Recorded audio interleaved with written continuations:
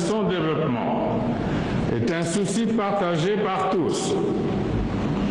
Le renouvellement des institutions de la République participe de cette accélération.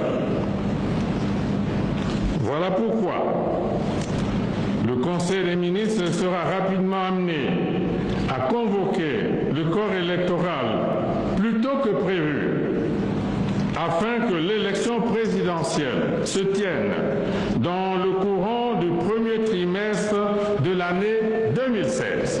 Jamais nous n'accepterons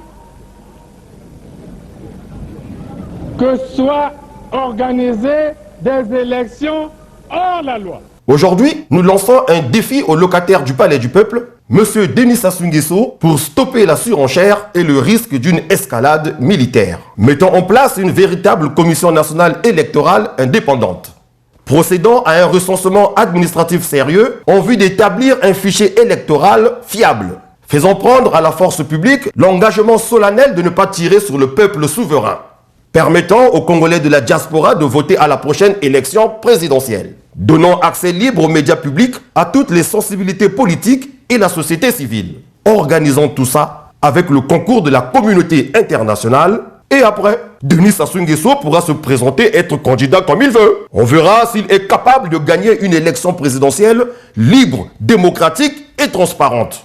Par contre, si Denis Sassou Nguesso, qui, dans le cas d'espèce, aura été finalement le principal responsable de tout ce chambardement pour n'avoir pas voulu respecter la constitution du 20 janvier 2002, venait à faire moins de 20% au premier tour de l'élection présidentielle, qu'on s'accorde tous pour l'expédier à la Cour pénale internationale afin qu'il réponde au chapelet des mots qu'on lui a souvent reprochés. Non, ça suffit.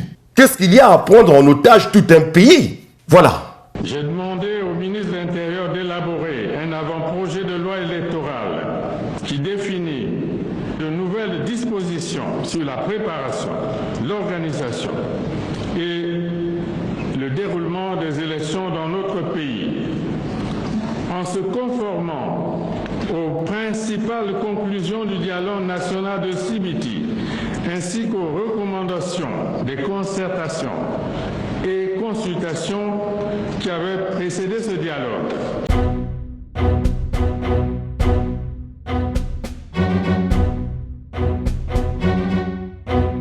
Peuple congolais, la constitution du 20 janvier 2002 est la seule et unique boussole du navire Congo qui permet actuellement une bonne navigation sur la vie de la nation et de l'État. Ne pas s'y conformer relèverait du gros banditisme. Pendant la période qui nous sépare de l'élection présidentielle, le gouvernement actuel continue d'assurer la charge des affaires de notre pays.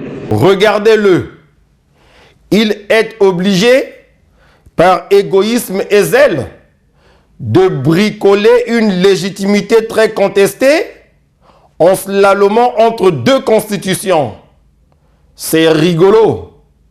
Quelle honte! Sans qu'il n'y ait eu rupture dans le fonctionnement de l'État, ni flottement dans la vie de la nation. Ceux qui auront la responsabilité de la mise en place de l'ensemble de l'édifice institutionnel le feront, conformément à l'esprit et à la lettre de la Nouvelle République, en des délais raisonnables qui soient en nécessaire adéquation avec la légalité et la légitimité nouvelle portée par les nouvelles institutions.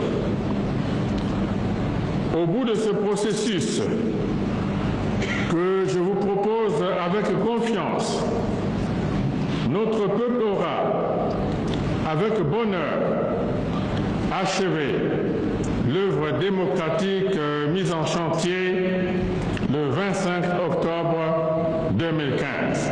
Peuple congolais civilisé et souverain, en votre nom, je demande au président par effraction du Congo, Sassou Nguesso, de remettre sa démission au Conseil œcuménique pour apaiser le climat social et politique qui, du fait de son comportement et de ses aboyeurs, devient très violent, très risqué pour l'avenir de notre pays et du vivre ensemble. Attention, les positions se durcissent, des concitoyens se radicalisent.